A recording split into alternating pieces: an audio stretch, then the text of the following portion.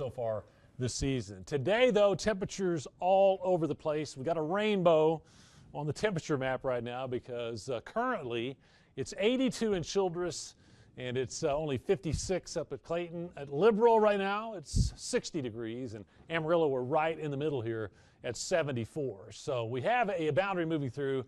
It's going to be a kind of a mismatch, very warm temperatures in the east and a nice cool day out to the west. If we look at the wind, we get kind of a little clue here. We got a west wind around I-40 and then back into New Mexico, and then it shifts from the north coming across Kansas and the Oklahoma Panhandle. Look at Tucumcari right now. That's a sustained wind, 29, gusting 37.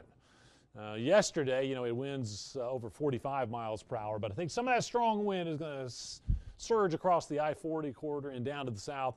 Many of us will have a blustery day, not so much across the north. Now, as we look at the radar and satellite, a lot going on. Oklahoma, up to Kansas, Colorado, rain and thunderstorms breaking out. That's snow in the Rockies.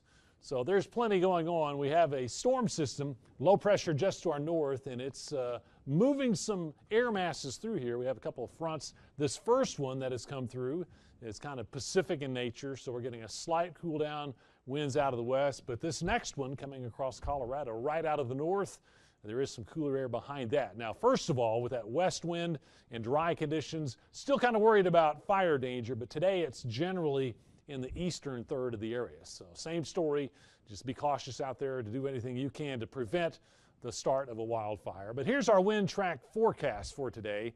And notice we got these sustained speeds around 25 for the afternoon. So within a couple of hours, I think wind speeds are going up, again, especially the southern half of the area. Tonight, though, we go around to a north wind, and by tomorrow morning, it's really calming down, more like 5 miles per hour. So that's going to be very important because as cooler air comes in, skies clear, and the wind drops off, temperatures are really going to nosedive. I think overnight tonight, after highs around 70 in Amarillo, look at this, they're turning blue. Lots of low to mid 30s. Dumas 32, Dalhart 32, Tucumcari 31, and these are just kind of estimates. So it's close enough that we think there's probably going to be some freezing temperatures in the dark purple there. That's a freeze warning for Amarillo and Canyon. And these lighter colors, a frost advisory.